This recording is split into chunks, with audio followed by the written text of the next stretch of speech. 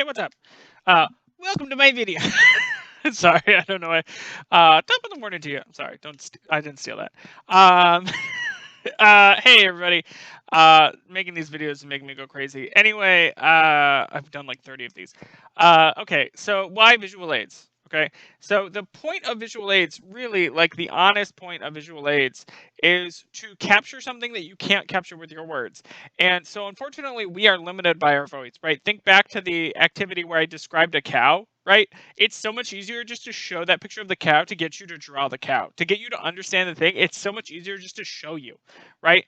I cannot I remember being described to this when I was an undergrad, right? Imagine you're an alien, right? If only you could like grab onto somebody and transfer what you actually think and visualize to another person, right? That would make communication perfect, right? We would have zero miscommunication, but we can't do that, right? It's just not possible.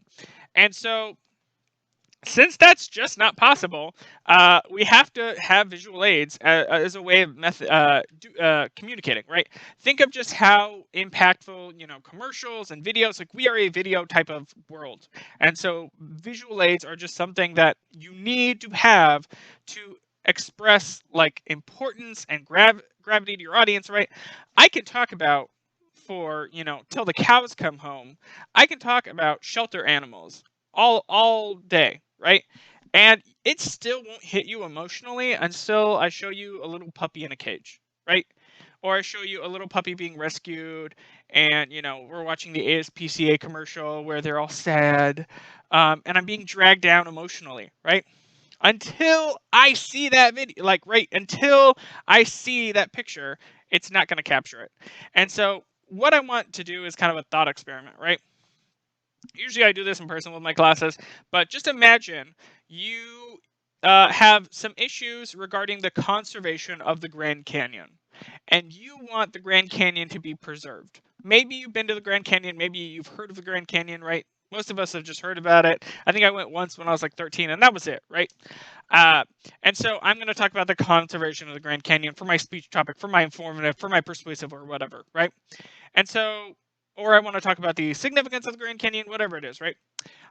So I could sit here and describe it, right? I could describe how big it is. Oh, it's so big. It's miles long big. It's deep. It's so huge and deep and big, and it's full of trees and rocks, and there's a river that goes through it, right? And all of that stuff, all that crud, right? I can do that, and I still won't capture if I just show you a picture of the Grand Canyon, right? If you see this picture, now you understand why we should care about the Grand Canyon, right? If this was being threatened, if the wildlife, if the habitat, if the environment was being threatened, all of a sudden you care, right? And so that's why we have visual aids, because truly our words are only a small bit of what we can actually communicate.